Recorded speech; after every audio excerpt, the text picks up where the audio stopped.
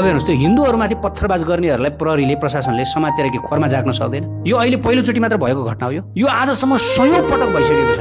तर अचम्मको कुरा आजसम्म एकजना पनि ढुङ्गा हान्ने पत्थर हान्नेलाई चाहिँ प्रहरी प्रशासनले समातेर कारबाही गरेको छैन।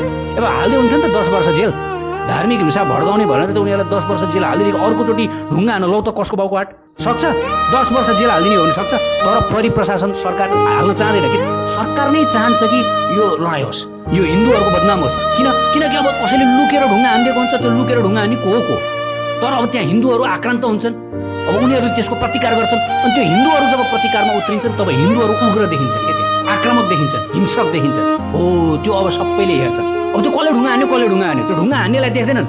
तर त्यो आक्रामक भयो त्यसको रिजल्टलाई मान्छेले देख्छन्। अनि ल हिन्दूहरू खत्तम, हिन्दूहरू हिंस्रक। उही राहुल गान्धीले चाहिँ संसदमा गएर हिन्दू हीबाट बनेको छ, त्यही भएर यो हिंस्रक धर्म, क्रिस्चियन एकदम शान्ति धर्म, बौद्ध शान्ति धर्म, मुस्लिम शान्ति धर्म, हिन्दू यो हिंस्रक धर्म भने जस्तै होइन। किन त्यो अब उनीहरूले पनि प्रतिकार गर्नु पर्यो। सधैँ यतिकै सधैँ सरकारमा हुन्छ, प्रशासनमा हुन्छ, ढुङ्गा हाने छ, हामी बाहिरै निस्कनु नहुने।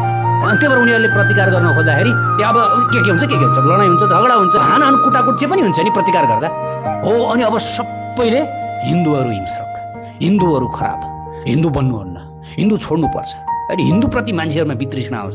यो कामै छैन यो भन्ने पर्दिन्छ।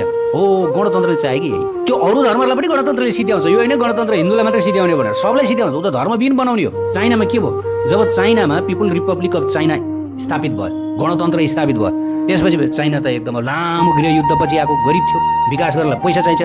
त चाइनाले के एउटा तरिका अप्नायो भन्दाखेरि अब चाइनाले विदेशबाट त्यो क्रिस्चियन प्रचार गर्नेहरूलाई आओ तिमीहरू आओ भनेर भन्यो पश्चिमाहरूलाई। अब उनीहरू त पैसा भएका, उनीहरू टन्न पैसा लिएर आए, चर्चहरू पनि बनाए, सरकारलाई पैसा पनि दिए। अब सरकारसँग विकास सुरु गर्नलाई पैसा भयो।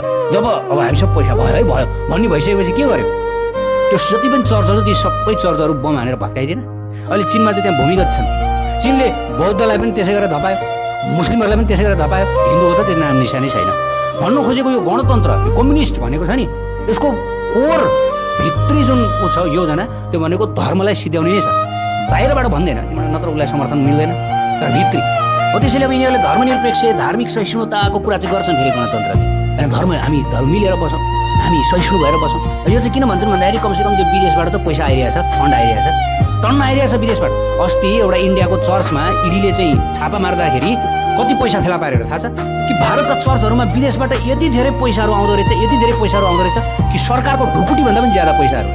एउटै चर्चबाट यति धेरै पैसा, मस्जिदबाट यति धेरै पैसा, भनेको विदेशबाट त यो विदेशी धर्म प्रचारको लागि त आउने रहेछ त। त्यसैले त भारत सरकारले विदेशबाट धर्म प्रचारको लागि आउने पैसामा नियन्त्रण गर्नको लागि एउटा ल पास गर्न खोज्दैछ। भन्न खोजेको त्यति पैसा विदेशबाट आइरह्यो होइन। नेपालमा पनि त्यही हो, पैसा सानो पैसा आउँछ, घरभर्ती पैसा आएर आउँछ, को चुप लाएर बस्छ भने ल भइरे बजा भइरे भन्ने भइहाल्छ।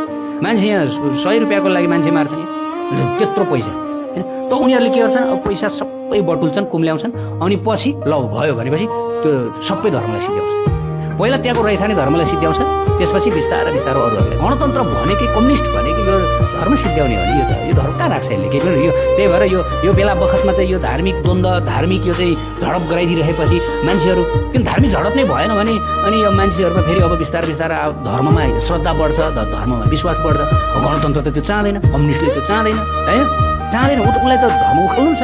अनि यो झगडा यो गराइदिएपछि के हुन्छ भन्दाखेरि ल मान्छेहरू यो धर्म गर्न नहुने रहेछ, काम रहेछ, यो धर्म कामै रहेछ यो भन्ने पर्दिन्छ। अनि पर्दै अनि यसरी नै धर्म चाइना जस्तै गणतान्त्रिक थियो, कोरिया गणतान्त्रिक होइन, छैन त्यहाँ धर्म। कसैले गर्यो भने उसलाई मृत्युदण्ड हुन्छ।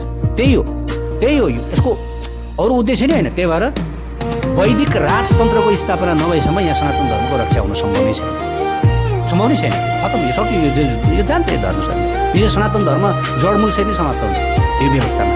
सरकारले नै यो देशमा धार्मिक द्वन्द्व गराइरहेछ कि योभन्दा अतिशय युक्ति होला।